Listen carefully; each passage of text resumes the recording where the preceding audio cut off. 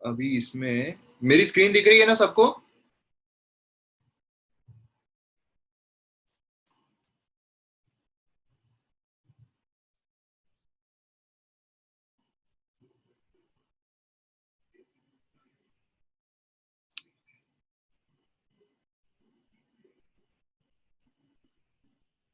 Okay, चलो प्रीति शुरू करो। 27 को हमने कौन कौन से एडिटोरियल देखे थे? Sir Assam conflict over land जो कन्फ्लिक्ट हुआ था उसके बारे में देखा था। उसके बाद सर लर्निंग विदाउट बैरियर वो एक देखा था सर, और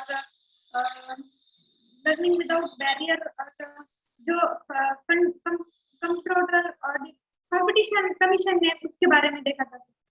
बताओ मुझे, आसाम कॉन्फ्लिक्ट जो है उसमें क्या हमने देखा था? यहाँ पे मतलब बेसिकली क्या हो रहा था कि इविक्शन जो है वो किया जा रहा था, है ना, लोगों को इविक्ट किया जा रहा था एक पर्टिकुलर जगह से। और वहां पे ऐसा था कि वहां पर जो बाहर के लोग आकर बसे हुए हैं, तो बाहर के लोग बसे हुए तो भाई उनको निकाल दो, है ना, क्योंकि वो बाहर से आए हुए, बाहर के देश से आए हुए हैं। तो वहां के लोकल रिसोर्सेज जो है उसमें कंपटीशन इंक्रीज हो जाती है, ये सब हो जाता है, तो उनको निकाल दो। और जब इविक्शन प्रोसेस चल रही थी तो वहां पे उन लोगों का, जो वहां पर रह रहे थे, उन लोगों का ये बोलना था कि नहीं भाई, हमने तो जमीन खरीदी हुई है, लेकिन प्रॉपर डॉक्यूमेंटेशन वगैरह थे नहीं, तो इसलिए वो लोग प्रूव भी नहीं कर पा रहे थे कि जमीन उनकी है, और वो एक्चुअल में गवर्नमेंट की जमीन है, वो धोखाधड़ी से उनको बेची गई थी। तो गवर्नमेंट की जमीन पर उनको क्या बनाना था, क्या बनाना है उनको? सर जो इंडिजिनियस फार्मर है उनके लिए इंडिजिनियस घरगुती प्रोजेक्ट। हाँ, ये यहाँ पर जो है मतलब बेसिकली एग्रीकल्चर एक्टिविटीज बोलिए, अफॉरेस्टेशन बोलिए, ये सारी चीजें जो है वो हमको वहां पर प्रमोट करनी है। सर एक मैंने पॉइंट इसका और बताना है, जो प्रोटेस्ट हो रहे थे। हाँ हाँ हाँ। सर ये इसमें प्रोटेस्ट का एक मेन वजह ये भी थी कि रिहेबिलिटेशन जो प्लान है वो नहीं लाया गया। हाँ, मतलब एविक्ट तो किया जा रहा था, बट उनको रखा कहाँ पे जाएगा वो प्लान नहीं किया, इसलिए थोड़ा सा ज्यादा प्रोटेक्ट वायलेंट हो गया। बराबर है, क्योंकि वो वायलेंट इसलिए हो गया कि उनको पता ही नहीं, मतलब सही तरीके से रिहेबिलिटेशन जो है उनको नहीं किया जा रहा था। बराबर है। चलिए, लर्निंग विदाउट बैरियर्स के बारे में सर बताओ। दूसरा लर्निंग रिडाउन, ये सर ऑनलाइन एजुकेशन के बारे में है, जो मतलब पीडब्ल्यूडीज है, हमारे पर्सन विद डिसेबिलिटीज हैं। बराबर है, लेकिन आपने कई सारे जो इंटरनेट पेनिट्रेशन की बात बोली है ना, देन उसके बाद कुछ फैक्ट्स बोली है, ये सारी चीजें आपने मिस कर दी। जैसे क्या है कि ग्लोबली अगर देखा जाए 15% पॉपुलेशन जो है वो डिसेबिलिटी, है ना, 15% यस यस, पॉपुलेशन जो है वो यहाँ पर कुछ ना कुछ डिसेबिलिटी के डिसेबल्ड। साथ रह रही है। और उसमें से भी 15% जो लोग रह रहे हैं, उसमें से भी जो 80% है वो डेवलपिंग कंट्रीज में रह रहे हैं, मतलब इंडिया जैसे कंट्रीज में रह रहे हैं। तो यहाँ पर बहुत सारे हमें ऐसे लोग देखने को मिलते हैं जो अपने शारीरिक तौर पर सक्षम नहीं है चीजें करने के लिए, और पढ़ने के लिए। पढ़ाई बहुत जरूरी होती है ना। तो इसकी वजह से क्या हुआ कि यहाँ पर जो मतलब एक मार्जिनलाइज ग्रुप, बहुत ज्यादा उनको प्रिविलेज नहीं मिल पा रहा है, सही तरीके से पढ़ाई नहीं मिल पा रही है, बहुत सारे बैरियर जो है वो क्रिएट हो रहे हैं। और अगर हम स्कूल की बात करते हैं तो स्कूल में भी अगर जाते हैं तो उसमें भी काफी सारे बैरियर्स क्रिएट होते हैं, है ना, जिसकी वजह से लिटरेसी रेट जो है काफी कम आ जाता है। लिटरेसी रेट अगर हम देखते हैं ओवर द 65 ईयर्स, तो बहुत ही कम लिटरेसी रेट हमें देखने को मिला है। मतलब अगर आप देखोगे तो ओवरऑल हमारा जो लिटरेसी रेट है काफी बड़ा है, 42% से लगभग 86-87% तक चला गया है। लेकिन अगर हम लिटरेसी रेट उनका देखते हैं तो काफी कम रफ्तार से इंक्रीज हो रहा है ना, बहुत ही कम रफ्तार से, मतलब जस्ट 4% से इंक्रीज हुआ है। और हमारा देखा जाए तो बहुत ज्यादा इंक्रीज हुआ है ना। ग्लोबली लिटरेसी अगर हम देखते हैं तो वो भी काफी कम हमें देखने को मिल रही है। और फीमेल की देखा जाए उसमें भी पीडब्ल्यूडी फीमेल्स तो काफी कम हमें देखने को मिलते हैं। और जो बच्चे हैं वो स्कूल्स अटेंड नहीं कर पाते हैं, काफी सारे उसके पीछे रीजंस होते हैं। स्कूल्स में ड्रॉप आउट जो है वो भी काफी ज्यादा हमें देखने को मिलता है, क्योंकि एडिक्वेट इंफ्रास्ट्रक्चर उनके लिए अवेलेबल नहीं है, जो रीडिंग मटेरियल है वो अवेलेबल नहीं है, और उसी के साथ साथ जो टीचर्स है वो भी काफी ट्रेन नहीं है अच्छे तरीके से, जो उनको ट्रेनिंग मिलना चाहिए वो भी प्रॉपर तरीके से नहीं मिल पाती है। और जैसा आपने यूएन का पॉइंट बताया था, यूएन जो है उसने भी यहाँ पर बोला कि डेवलपिंग कंट्रीज में 80-90% पीडब्ल्यूडी जो है वो अनएम्प्लॉयड है। अनएम्प्लॉयड क्यों नहीं रहेंगे? अगर उनको प्रॉपर जो पढ़ाई है वो नहीं हो पाएगी तो बट ऑब्वियसली कि वो अनएम्प्लॉयड जो है वो तो रहेंगी, है ना। फिर उसके बाद लॉकडाउन जो है, फिर आते हैं लॉकडाउन पे। लॉकडाउन जो है उसने यहाँ पर काफी अच्छी चीजें, जो अपॉर्चुनिटीज जो है वो प्रोवाइड की है। लॉकडाउन में जो माइग्रेट हो रहे हैं ऑनलाइन इसमें, तो उससे काफी ज्यादा फायदा वहां पर हो रहा है। ट्रांसपोर्टेशन जो है वो यहाँ पर प्रिवेंट हो रहा है। फिजिकल बैरियर जो उनको आते थे कि ट्रांसपोर्टेशन नहीं हो पा रहा है, मोबिलिटी जो इशू है कि भाई यहाँ से वहां जाना, उनमें दिक्कत होती थी उनको, तो वो यहाँ पर जो है वो सॉल्व हो गई है। ई लर्निंग जो मटेरियल्स है ये उनको सही तरीके से अभी प्रोवाइड हो रहे हैं ऑनलाइन, इसमें देखे तो सही मिल जाते हैं। स्क्रीन रीडर्स बोलिए, देन उसके बाद जो कीबोर्ड्स होते हैं वो बोलिए, तो काफी सारी चीजें जो है वो उनको बेहतर तरीके से मिलती है। ये देखिए कौन कौन सी चीजें अगर स्पेसिफिक तौर पे देखे तो यहाँ पर स्क्रीन रीडर बोलिए, टेक्स्ट मैग्नीफायर बोलिए, स्पीच रिकॉग्निशन सॉफ्टवेयर बोलिए, ब्रेल कीबोर्ड बोलिए, साइन लैंग्वेज बोलिए, वीडियोस जो है सबटाइटल के साथ वो बोलिए, ये सारी चीजें हमें देखने को मिल रही है। एंड इंटरनेट पेनिट्रेशन का जैसे आपने थोड़ा बताया था कि जैसे इंटरनेट पेनिट्रेशन बहुत ज्यादा हमारा हो रहा है, बहुत फास्ट तरीके से हो रहा है ना, बहुत सारे लोग जो है वो इंटरनेट यूज कर रहे हैं। इवन इंडिया और चाइना देखा जाए वहां पर इंटरनेट पेनिट्रेशन जो है बहुत ज्यादा इंक्रीज हो रहा है। तो ये पूरा ये आर्टिकल था, समझ में आ गया? क्लियर है अभी? चलिए नेक्स्ट जो है नेक्स्ट एडिटोरियल एमएसपी का है। एमएसपी का अभी प्रद्युमन आप बताइए। एमएसपी 2 अक्टूबर मतलब आज 2 अक्टूबर को भी हमने एमएसपी देखा, बराबर है, हमने एमएसपी पढ़ा। तो अब ये जो एमएसपी है यहां से लिंक करके आज के वाले एडिटोरियल के साथ भी आप वहां पर बताओ एमएसपी के बारे में पूरा डिटेल। सर एमएसपी एक मिनिमम सपोर्ट प्राइस है जो कि फार्मर को दिया जाता है, जो भी फार्मर जो अपने प्रोडक्ट्स और जो कल्टीवेट करते हैं क्रॉप्स उनको दिया जाता है। एमएसपी मतलब कि अगर फार्मर को अगर टमाटर को भी मिलेगा सर, टमाटर के लिए भी एमएसपी मिलेगा सर? ये नहीं मिलेगा, वीट और राइस या फिर पल्सेस जो भी उसको मिल सकता है। तो कितने कितने प्रोडक्ट्स है ऐसे जिसके लिए एमएसपी लाई गई है? सर इसे 8 प्रोडक्ट्स सर आए। 8 प्रोडक्ट्स है जिस पर एमएसपी सर मतलब शुगर केन पर एमएसपी मिलता है? एमएसपी शुगर केन पर सर नहीं मिलता। उस पे क्या मिलता है फिर शुगर केन के लिए? Sir fair remunerative price, fair and remunerative price मिलता है शुगर केन पर।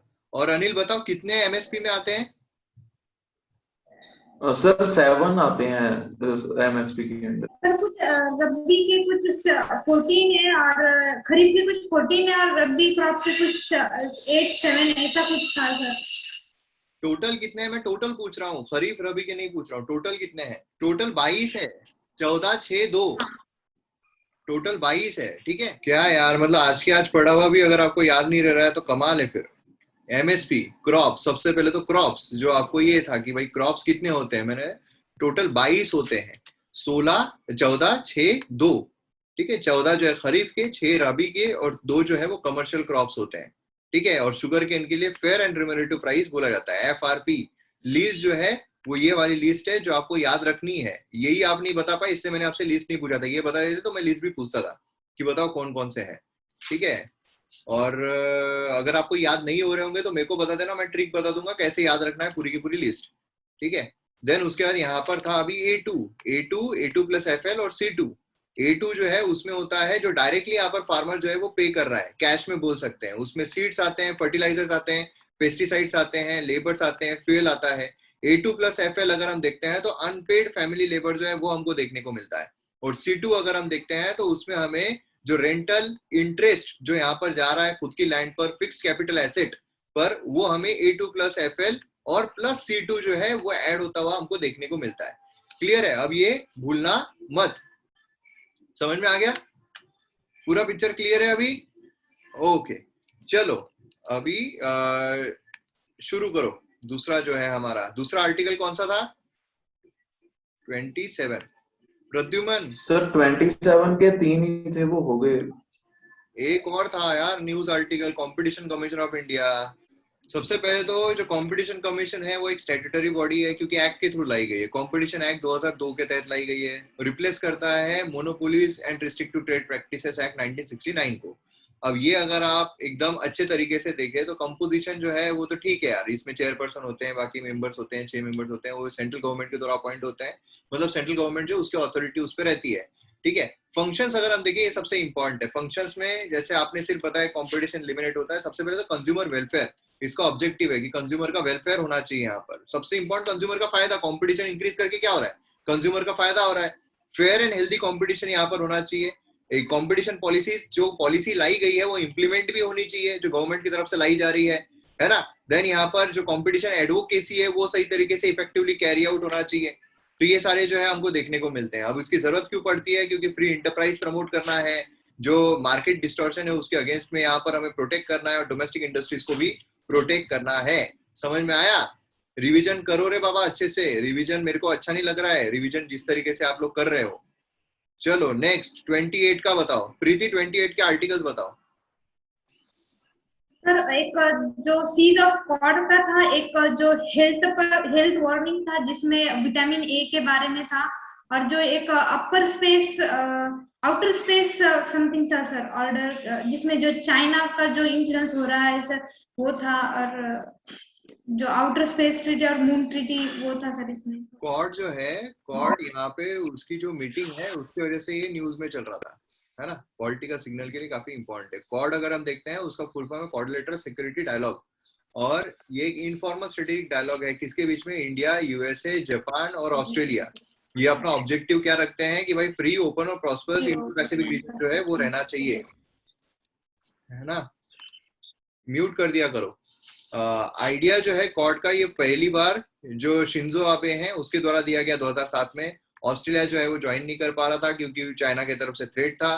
फिर उसके बाद दिसंबर 2012 में फिर से ये रखा जाता है कि भाई अपन 4 कंट्री आते हैं जिससे कि हमारे मैरीटाइम जो उसको हम प्रोटेक्ट कर सके। नवंबर 2017 में क्वाड कोएलिशन जो है वो यहाँ पर आता है, जहां पर ऑस्ट्रेलिया जो है वो भी इसमें हमें देखने को मिलता है। और इसका अगर हम ब्रॉड पर्सपेक्टिव से ऑब्जेक्टिव देखते हैं तो humanitarian relief, climate change, vaccine, coordination of technology, security supply chain, trade और जनरल आउटलुक जो है डेमोक्रेसी का, ये सभी हमें देखने को मिलते हैं। कितने हैं, 1 2 3 4 5 6 7। एग्जाम में आया मेंस में तो सातों के सातों आपको लिखने पड़ेंगे एट एनी कॉस्ट, तो ही आपको पूरे मार्क मिलेंगे। मेंस में सिलेक्ट होना है, टोटल 90 to 120 मार्क्स में स्कोर करना है तो सातों पॉइंट लिखने ही पड़ेंगे।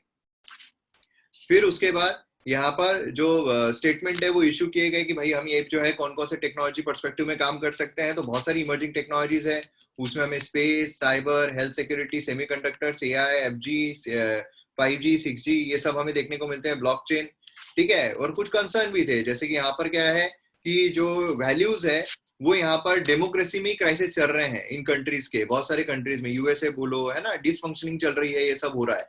दूसरा हमने देखा था कि यहाँ पर जो सेकेंड इशू है, इंडो पैसिफिक जो है सिक्योरिटी अलायंस, है ना, ये सिक्योरिटी अलायंस के तौर पर नहीं कर रहे हैं कि चलो भाई आ जाते हैं, लेकिन एक्चुअल में जो इंडिया को अगर सिक्योरिटी थ्रेट देखे तो इंडिया को बहुत ज्यादा है, तो वो सिक्योरिटी अलायंस के पर्सपेक्टिव से काम नहीं कर रहे हैं।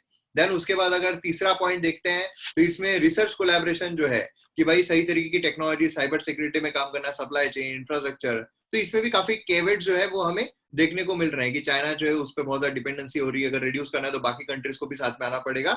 ये सारे जो पॉइंट्स है वो हमको देखने को मिल रहे थे। और चौथा क्लाइमेट चेंज था, तो कंक्लूजन में क्या था कि भाई 3 C's जो है उस पर काम करना है, climate, Covid and critical technologies, ठीक है, इस पे अगर काम करेंगे तो सॉर्ट हो जाएगा।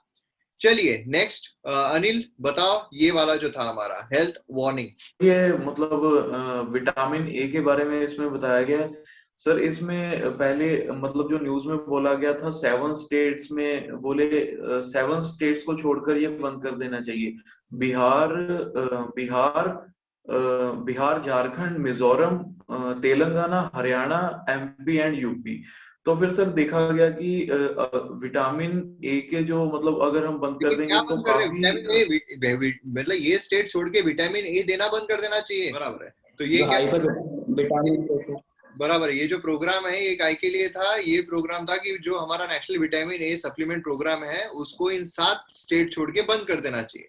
अगर हम इस प्रोग्राम के बारे में देखते हैं तो ये इंट्रोड्यूस किया गया था 1970 में, मॉडिफाई किया गया था 1991 में, और यहाँ पर बोला गया कि डेली डाइट में न्यूट्रिशन का रहना बहुत जरूरी है। हमारे ह्यूमन अगर डाइट देखते हैं तो उसमें 2 टाइप के विटामिन बहुत इंपॉर्टेंट रोल प्ले करते हैं। उसमें अगर देखा जाए तो precursor of vitamin A B carotene कहा जाता है, येलो ग्रीन वेजिटेबल्स और फ्रूट से मिलता है। और अगर विटामिन ए देखते हैं एक्टिव फॉर्म तो मिल्क, बटर, एग, मीट, इससे मिलता है। तो आपको एग्जाम में आ सकता है नीचे दिए गए में से कौन कौन से सोर्सेस है विटामिन ए के, ठीक है, या फिर मैच द पेयर में आ सकता है, विटामिन ए से क्या होता है डिफिशियंसी से, विटामिन बी के डिफिशियंसी से क्या होता है, सी से क्या होता है, डी से क्या होता है, ऐसे क्वेश्चन जो है आपको आ सकते हैं। देन उसके बाद यहाँ पर ये जो है ये तो ठीक है, ये ऐसा ही है। फिर उसके बाद एग और मीट जो प्रोडक्ट है उसके बारे में यहाँ पर बात की गई थी कि एग और मीट प्रोडक्ट जो है वो यहाँ पर यूज नहीं किए जाते, जबकि उससे बहुत ज्यादा विटामिन जो है वो मिल सकता है ना। एंड ओवर 70% चिल्ड्रन जो है वो less than 70% recommended level of vitamin ये कंज्यूम करते हैं, बराबर है। और उसी के साथ साथ यहाँ पर कंक्लूजन में हमने देखा था कि हमें जो टारगेट बेस्ड है यहाँ पर कंटिन्यू रखना चाहिए। यहाँ पर बेसिकली क्यों कम बोल रहे हैं, जैसा प्रद्युमन ने बताया कि उसको बोला जाता है हाइपर विटामिनोसिस, विटामिन का हाइपर हो जाना, हाइपर विटामिनोसिस जो टॉक्सिसिटी जो है वो पैदा करता है। लेकिन अगर हमने अभी तक के जो सर्वे हुआ है उसमें एक भी एक केस जो है देखने को नहीं मिला है, मतलब एक को भी हाइपर विटामिन नहीं जा रहा है, सबको डिफिशियंसी हो रही है, तो डिफिशियंसी हो रही है तो डिसकंटिन्यू नहीं करना चाहिए, ऐसा देखने को मिल रहा था। चलिए नेक्स्ट, और प्रद्युमन बताओ नेक्स्ट वाला हमारा। New outer space order sir, specially ये ऐसा कहा था कि जो चाइना है उसका जो स्पेस में जो पावर बढ़ रहा है तो उसके ऊपर था। तो इसमें ऐसे डिमांड की गई थी कि जो सारी जो डेमोक्रेटिकल कंट्रीज हैं उनको आपस में आना चाहिए और एक नेशनल इंटरेस्ट के लिए कुछ स्कीम सिक्योर करने के लिए नेशनल इंटरेस्ट को एक साथ सबको आना चाहिए, और to promote sustainable skies order ये सभी कहा गया था। तो इसका यही था। तो इसमें ये भी बताया था कि जो नरेंद्र मोदी जी हैं जो उन्होंने क्या बोले technology shaping in 21st century in order to maintain, मतलब इसको पूरा उनने भी ये आगाह किया था कि हमें कुछ न्यू रूल्स बनाने चाहिए स्काईज के ऊपर, जो आउटर स्पेस टेक्नोलॉजी उसके आउटर ऊपर स्पेस हमें के बारे में बताओ।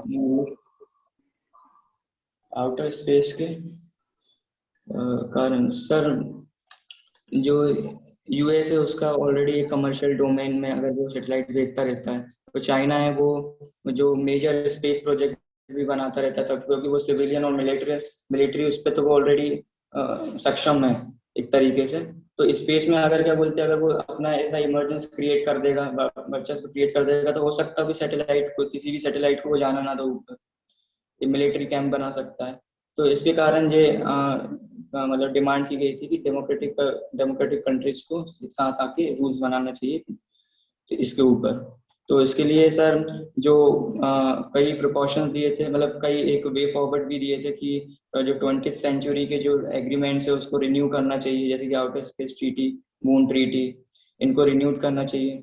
और जो भी मतलब जो स्पेस में जो रूल्स रेगुलेशंस हैं जो कि उसको भी इम्प्लीमेंट करना चाहिए। जैसे कि एक बॉडी सेटअप की थी, space walking group setup by the cord. तो पढ़ के बता रहे हो इतना ही यार, याद है। कुछ याद नहीं कर रहे हो, पढ़ के बता रहे हो। नहीं सर यार, आपको जो मैंने अभी तक बताया वही, लेकिन अभी जो मैंने पढ़ा वो पढ़ के बताया। जो स्पेस सिचुएशन अवेयरनेस है वो यहाँ पर यूएसए के साथ मेमोरेंडम अंडरस्टैंडिंग किया गया। उसमें क्या था कि भाई हम एक दूसरे को चीजें बताएंगे, उसमें नेचुरल सैटेलाइट बोलो या मैनमेड बोलो, दोनों के बारे में इंफॉर्मेशन देंगे, वेदर कंडीशन जो उसको बताएंगे, है ना। रिवीजन पहले हफ्ते में अच्छी रिवीजन की थी आप लोगों ने, सभी के बारे में बोल रहा हूँ, सिर्फ एक का नहीं बोल रहा हूँ मैं। चलो तो इसके बारे में था आउटर स्पेस ट्रीटी। अभी ये कौन से दिन का था हमारा? 28 का था। चलो अभी 28, नेक्स्ट 29। प्रद्युमन बताओ 29 में कौन कौन से आर्टिकल हमने लिए? 29 में सर वो हमने वो आर्टिकल लिए थे जो कि एंटी डिफेक्शन लॉ के ऊपर जो था, जो इंडिपेंडेंस, जो एक गुजरात के एमएलए जो है इंडिपेंडेंट, वो कांग्रेस को ज्वाइन कर रहे थे, तो स्प्रिट तरीके से कांग्रेस को ज्वाइन कर रहे थे, डॉक्यूमेंट तरीके से नहीं कर रहे थे। इसके कारण ये आर्टिकल हमने पढ़ा था कि जो इंडिपेंडेंस जो है उनको मतलब डिस्क्वालीफाई कर किया जा सकता है, नहीं तो वो किया जा सकता है 1976 का अमेंडमेंट। एंटी डिफेक्शन लॉ के बारे में हमारे संविधान में कहाँ पर दिया हुआ है? सर 8th शेड्यूल में दिया गया है सर। 8th शेड्यूल में दिया हुआ है। और एंटी डिफेक्शन लॉ जो है वो क्या बोलता है?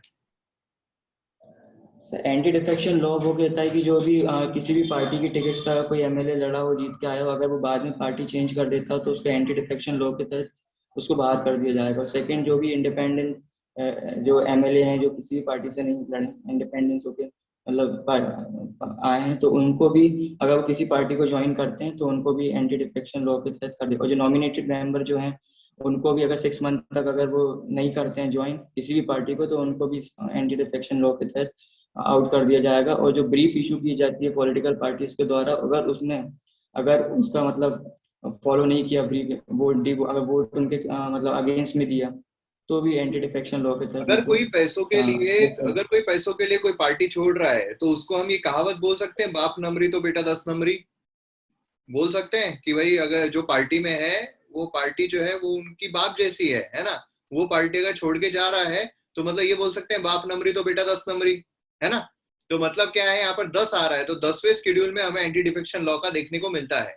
एंटी डिफेक्शन लॉ मतलब कोई अगर अपनी पार्टी छोड़कर जा रहा है तो उसको एंटी डिफेक्शन लॉ के तहत डिस्क्वालीफाई कर दिया जाता है। तो बाप नंबरी तो बेटा 10 नंबरी 10 शेड्यूल में दिया हुआ है, 8 शेड्यूल में नहीं दिया हुआ है, पहली चीज। दूसरी बात ये कि जो वॉलंटरीली अगर अपनी कोई मेंबरशिप छोड़ रहा है कि नहीं, वह मेरे को पार्टी में नहीं रहना है, तो डिस्क्वालीफाई हो जाएगा एंटी डिफेक्शन लॉ के तहत। अगर कोई पार्टी ने व्हीप इशू किया है कि भाई इसी को वोट देना है, अगर वो नहीं देता उसके अगेंस्ट में देना है, देता है फिर भी वो चला जाएगा। उसी के साथ साथ जो इंडिपेंडेंट होते हैं वो अगर चुनकर आते हैं, वो अगर पार्टी ज्वाइन करते हैं तो वो भी डिस्क्वालीफाई हो जाएंगे। और अगर जो नॉमिनेटेड लोग होते हैं 6 महीने का टाइम स्पेन उनको मिलता है, 6 महीने के टाइम स्पेन के बाद अगर वो किसी पॉलिटिकल पार्टी को ज्वाइन करते हैं तो वो भी डिस्क्वालीफाई हो जाते हैं। बराबर है। ये था डिजिटल हेल्थ आईडी के बारे में। और आपने ये वाला देखा था या नहीं, ये वाला जो मैंने यहाँ पे शेयर किया था, एक सेकेंड, ये जो यहाँ पे मैंने ये चीज शेयर की थी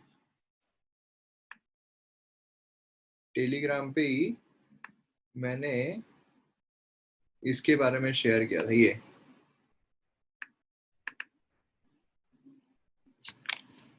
ये वाला देखा था आपने?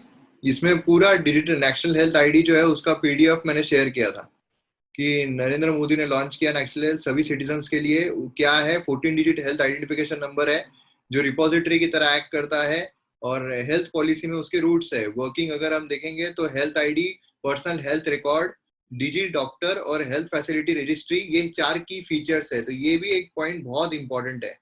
ठीक है, हॉस्पिटल से, लेबोरेटरी से, कंपनी से, ये सबसे इंफॉर्मेशन वो लेंगे। एंड रिस्क जो है प्रिवेंटेबल मेडिकल एरर्स का क्वालिटी जो है यहाँ पर अच्छी हो जाएगी। वॉलंटरी है कि भाई किसी को करना है कर सकते हैं, नहीं करना है नहीं कर सकते हैं। तो ये चीज जो है, ये भी चीज देखा करो जो भी मैं शेयर करता हूँ। पीडीएफ सारी इंपॉर्टेंट होती है जो मैं टेलीग्राम पे शेयर करता हूँ। चलो नेक्स्ट जो है वो अनिल बताओ, नेक्स्ट कौन सा था हमारा? सर नेक्स्ट था एनलार्जिंग विंडो और मेक हाइड्रोजन इन इंडिया। मतलब यहाँ पे क्या है कि ये देखा जा रहा था, ये आर्टिकल जो एनलार्जिंग विंडो, मतलब हमारी जो खिड़की है उसको थोड़ा हमें एनलार्ज करना पड़ेगा। हम खिड़की के थ्रू देख रहे हैं कि जो अभी चीजें चल रही है, जैसे कि यहाँ पर जो अनसर्टेनिटी हो रही है तालिबान की वजह से, जो डेंजर खतरा हो रहा है, चाइना जो है वहां पर जो प्राइवेट कंपनीज का ये हो रहा है, इंडिया की इकोनॉमी जो है वो यहाँ पर कम हो रही है, तो हम नैरो पर्सपेक्टिव से देख रहे हैं। हमको हमारा विंडो एनलार्ज करना है, मतलब ये ऐसा जाना है जो सभी को यहाँ पर जो प्रिपेयर भी कर रहा है यूपीएससी के लिए उसको भी ऐसा ही विंडो एनलार्ज करना पड़ता है। उससे क्या होगा, एक तो यहाँ पर यूएस फोर्सेस जो विड्रॉ कर चुके हैं, देन उसके बाद जो तालिबान है उसका कब्जा हो गया है, फिर उसके बाद आइडियोलॉजी जो यहाँ पर चेंजेस हो रहे हैं, रियल इस्टेट में चाइना में जो हो रहा है, ऑफकोर्स जो यहाँ पर आया है, इससे इससे हमारे लिए क्या होगा, अफगानिस्तान भले यहाँ पर अफगानिस्तान में जो प्रॉब्लम्स है, मतलब अभी पूरा कब्जा तालिबान का हो गया, लेकिन तालिबान अपनी जो एक्सट्रीमिस्ट मेंटेलिटी वो छोड़ेगा नहीं। एक्सट्रीमिस्ट मेंटेलिटी नहीं छोड़ेगा तो अपने आप जो छोटे छोटे वहां पर ये है एथनिक ग्रुप्स है वो विद्रोह करना शुरू कर देंगे। जो चाइना है, चाइना का अगर देखा जाए, चाइना में प्राइवेट कंपनीज जो है उनको खतरा महसूस हो रहा है कि गवर्नमेंट के अगेंस्ट पे कुछ भी बोल दिया, चाइनीज कंपनी तो हमको लूट डालती है, चाइनीज गवर्नमेंट तो लूट डालती है, इससे बेटर है कि हम दूसरी जगह जाते हैं। तो जो भी यूएसए यहाँ से जो भी फर्म्स आ रही हो वो हम इंडिया की तरफ अट्रैक्ट कर सकते हैं। एयू के यूएस जो है वो सिक्योरिटी पर्सपेक्टिव से हमको और अच्छा स्ट्रेंथन जो है वो दिला सकता है, कॉर्ड हमारे पास है। तो बेसिकली ये सारी चीजें, मतलब अपॉर्चुनिटी भी हमारे पास है, यही यहाँ पर हमको फ्यूचर पर्सपेक्टिव से देखने को मिल रहा था, है ना। और ये भी है कि रीजनल जो आरसीईपी है, रीजनल कॉम्प्रिहेंसिव इकोनॉमिक पार्टनरशिप, ये भी इंडिया ने ज्वाइन करना चाहिए। समझ में आ गया? चलो आगे का आर्टिकल प्रीति बताओ। सर जो ये था कि making of hydrogen in India, तो इसमें हमने हाइड्रोजन के 3 टाइप देखे थे, एक ग्रीन हाइड्रोजन, ब्लू हाइड्रोजन और ग्रे हाइड्रोजन। अच्छा, तो जो ग्रे हाइड्रोजन का जो हाइड्रोजन होता है सर ग्रे और ब्लू। ग्रे और ब्लू, उसमें से भी सबसे खतरनाक कौन सा होता है? Sir blue. ब्लू होता है। अच्छा, सबसे खतरनाक ग्रे होता है, उसका बाय प्रोडक्ट CO2 निकलता है। ब्लू जो है उसमें से भी निकलता है CO2, लेकिन वो जो है वो थोड़े कैप्चर कर सकते हैं, उसको स्टोर करके रख सकते हैं, है ना, इसलिए ये बेटर होता है ग्रे से। अभी मैं थोड़ा जूम करके दिखाता हूँ। ये देखो, ये है ग्रे जो इंडिया में बल्क प्रोडक्शन में होता है, बाय प्रोडक्ट जो है वो CO2 निकलता है। यहाँ ब्लू अगर हम देखते हैं तो फॉसिल फ्यूल है, बाय प्रोडक्ट CO2 निकलता है, लेकिन ये जो है ये कैप्चर्ड और स्टोर किया जा सकता है, इसलिए बेटर होता है ग्रे हाइड्रोजन से। और ग्रीन तो सबसे बेटर है क्योंकि रिन्यूएबल एनर्जी जो है वहां से आ रहा है ना। ये हो गया टाइप ऑफ हाइड्रोजन। हाइड्रोजन के बारे में बताओ। सर तो इसका मतलब ये था कि इसी इंडिया के पास अभी एक पोटेंशियल है कि इंडिया इसे एस्टेब्लिश कर सकता है। तो सर इसमें ये थे कि चैलेंजेस क्या हो सकते हैं? क्या है हाइड्रोजन जो है उसकी जो वेट है वो एयर से भी कम होता है, वो एयर में राइज होता है, प्योरली फॉर्म में मिलना मुश्किल होता है, स्टैंडर्ड टेम्परेचर पे नॉन टॉक्सिक है, नॉन मेटालिक है, नॉन स्मोकी मतलब ऑर्डरलेस है, कलरलेस है, टेस्टलेस है और इन्फ्लेमेबल है। ठीक है, चलो आगे सर। उसके बाद सर हमने पढ़ा था हाँ कि क्यों वो मतलब इंडिया के पास अभी अच्छा खासा पोटेंशियल है कि वो उसे ला सकता है क्योंकि उसका यूज बहुत सेक्टर में होता है, इंडस्ट्रियल सेक्टर में होता है, सिलिकॉन वगैरह बनाने के लिए। हाँ ऐसा ही कुछ था। और बिल्डिंग मटेरियल बनाने में भी यूज होता है उसका। और तो इसके बाद सर की प्रॉब्लम क्या आ सकते हैं, तो खूब बहुत ज्यादा उसमें पैसा खर्च होता है। नॉन डस्टेड रूम चाहिए होती है उसको, पूरा एकदम डस्ट फ्री रूम चाहिए होती है। और उसके बाद डस्ट फ्री रूम और उसका जो ट्रांसपोर्टेशन है वो भी बहुत महंगा आता है, स्किल लेबर चाहिए। ये सब था सर इसमें। ट्रांसपोर्टेशन, कन्वर्जन जो है उसका ट्रांसपोर्टेशन, उसी के साथ साथ जो उसको लिमिटेशंस उसके अलग अलग सेक्टर्स में हमें देखने को मिलते हैं। सभी कंट्रीज जो उसके लिए इकोनॉमिकली वायबल नहीं है। फाइनली कंक्लूजन में हमको ये देखने को मिलता है कि जो हाइड्रोजन है वो हम बनाने के लिए बहुत सक्षम है, तो हम एक्सपोर्ट कर सकते हैं उसको, एक्सपोर्टिंग हम बन सकते हैं आगे के फॉर्म में। बराबर है, ये हमने यहाँ पर ये वाले एडिटोरियल में देखा था। तो मतलब आज की ये 29 के कंप्लीट हो गए, पूरे 29 हो गया। देन 30 का इसमें नहीं दिख रहा यार सर। 30 का कोई इम्पोर्टेंट था नहीं। अच्छा हाँ 30 का था ही नहीं, हाँ बराबर है। हाँ चलो फिर फर्स्ट मतलब सर पढ़ा नहीं था इसलिए इतना ही याद आ क्या रहा होता है, बेनिफिट क्या होता है कि प्रोडक्ट जो है उसको एक नाम मिल जाता है, प्रोडक्ट को एक पहचान मिल जाती है कि हाँ ये वाला प्रोडक्ट है, तो अपने आप वो जो है उसकी क्रेडिबिलिटी जो है वो इंक्रीज हो जाती है, लोग जो उसकी तरफ भागते हैं। बेनिफिट है कि यहाँ पर लीगल प्रोटेक्शन जो है प्रोवाइड होता है, इकोनॉमिक प्रॉस्पेरिटी आती है। अभी जरूरत है कि भाई गवर्नमेंट ने सपोर्ट करना चाहिए, जैसे यूरोपियन कंट्रीज में काफी सपोर्ट जो है वो किया जाता है। लोकल कम्युनिटीज को बेनिफिट होगा क्योंकि लोकल कम्युनिटी रिवर्स माइग्रेशन जो है वो भी हमको देखने को मिलेगा, गिग इकोनॉमी जो है वो भी हमको देखने को मिलेगी, है ना। और अभी अगर चैलेंजेस देखते हैं तो चैलेंजेस में हमें कैपेसिटी बिल्डिंग, जो हमारे पास कैपेसिटी नहीं है, फॉर्मल इजी एक्सेस जो है क्रेडिट का, मार्केट लिंकेजेस फॉर्म करना, research and development, product innovation, competitiveness, इन सभी को मैंने डिटेल में आपको एक्सप्लेन किया था जब मैंने लेक्चर लिया था, है ना।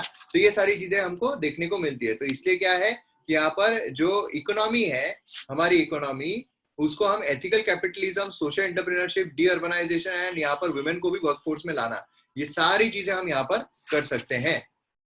बराबर है। तो ये हमारा था कौन सा 1 अक्टूबर का। चलो फिर अभी मेंस क्वेश्चन भी मैंने आपको दिया था पीएम केयर्स फंड वाला, जो जिसके बारे में मैंने ऑलरेडी डिस्कशन किया हुआ है। देन आते हैं सेकेंड वाले पे, 2 अक्टूबर। तो अब 2 अक्टूबर में क्या है, 2 अक्टूबर जो है उसमें हमें देखने को मिलता है क्या, चलो प्रद्युमन बताओ। Yes sir. स्टबल बर्निंग के बारे में। स्टबल बर्निंग क्या है, जो रेसिड्यू रहता है उसको जला देना, है ना। अब उसको जलाने से पोल्यूशन फैलता है। कॉजेस क्या है, टेक्नोलॉजी हमारे पास नहीं है कि हम उसको सही तरीके से जड़ से निकाल पाए। जो लॉज है वो प्रॉपर तरीके से बने नहीं है कि सही तरीके से उसको ये करे। विंटर में बराबर कोई एक्ट ऐसे है जो हार्वेस्टिंग और विंटर एक साथ लेकर आते हैं। देन सिलिका कंटेंट जो है वो उसका हाई होता है, जिसकी वजह से और ज्यादा प्रॉब्लम जो है वो क्रिएट होता है, दूसरी जगह हम इस्तेमाल नहीं कर सकते हैं, यूजलेस होता है। उसके इफेक्ट अगर हम देखें, पोल्यूशन होती है, सॉइल फर्टिलिटी खत्म हो जाती है, उसको जलाने की वजह से वो हीट जो है वो सॉइल में जाती है। सॉइल में जाने की वजह से जो भी उसमें माइक्रोब्स होते हैं, जो भी उसमें जो इम्पोर्टेंट चीजें होती है वो सारी की सारी जल जाती है, जो मॉइस्चर है वो खत्म हो जाता है, ड्राई हो जाता है। तो ये सारे जो प्रॉब्लम्स है वो हमको देखने को मिलते हैं। अब पोल्यूशन में कौन कौन से निकलते हैं, मीथेन निकलता है ना, कार्बन मोनोऑक्साइड निकलता है, हार्मफुल जो गैसेस है ना, वॉलेटाइल जो पोल्यूटेंट्स है वो निकलते हैं, कंपाउंड्स निकलते हैं, ये सारी चीजें हमको देखने को मिलती है। समझ में आया? इतना सोचना नहीं, पॉइंट टू पॉइंट अगर याद किए ना वो बराबर है। अब छत्तीसगढ़ मॉडल जो था, छत्तीसगढ़ मॉडल, उसने क्या किया था, उसने जो बाहर से आ रहे हैं फोडर जो है वो निकालने के लिए यूथ को लगा दिया कि भाई यूथ आप वो पूरा निकालो और यहाँ पर जमा करो, जमा करके हम उसको ऑर्गेनिक मैन्योर में बनाएंगे। अब जो ट्रांसपोर्टेशन हो रहा है वहां से यहाँ तक लाया जा रहा है, वो भी उसके लिए गवर्नमेंट जो है प्रोवाइड कर रही है, पैसा प्रोवाइड कर रही है। बाकी यूथ जो है उसको वहां पर एम्प्लॉयमेंट मिल रहा है और जो मैन्योर है उसमें भी वो कन्वर्ट हो रहा है, अच्छे खासे मैन्योर में कन्वर्ट हो रहा है ना। ये हमको देखने को मिल रहा है। मनरेगा जो उसको हम बढ़ावा देना चाहिए जिससे कि और ज्यादा ज्यादा लोग जो उसमें शामिल हो, उसको निकाले और हम जो मशीनरी है उसका इस्तेमाल कर सकते हैं। तो ये सारी चीजें जो है हमको देखने को मिलती है। समझ में आ गया?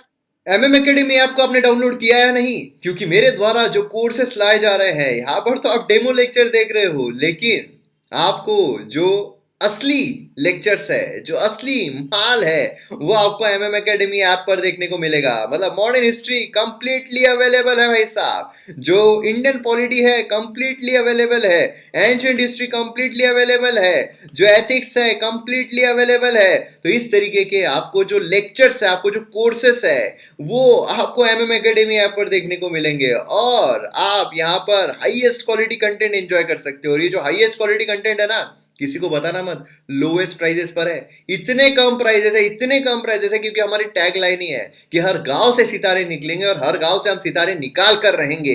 इसलिए इतने कम प्राइजेस में कि जो एजुकेशन है, क्वालिटी एजुकेशन है, ये हर गांव तक जाए, हर इंसान तक पहुंचे और पैसों के वजह से जो एजुकेशन है उसको ना छोड़े, अपने जो ड्रीम्स है उसको ना मारे। इसीलिए हाईएस्ट क्वालिटी कंटेंट को एंजॉय कीजिए आपके मोबाइल फोन में, जहां पर आपको सभी GS 1 2 3 4, आप UPSC बोलिए, स्टेट PSC बोलिए, किसी भी एग्जाम की अगर आप प्रिपरेशन कर रहे हो तो आपको ये जो प्रिपरेशन है इसमें 4 चांद, 10 चांद, 15 चांद, 20, 100 चांद सभी आपको यहाँ पर देखने को मिलेंगे। तो इसलिए फटाफट डाउनलोड कीजिए MM एकेडमी ऐप और वीडियोस को एंजॉय कीजिए।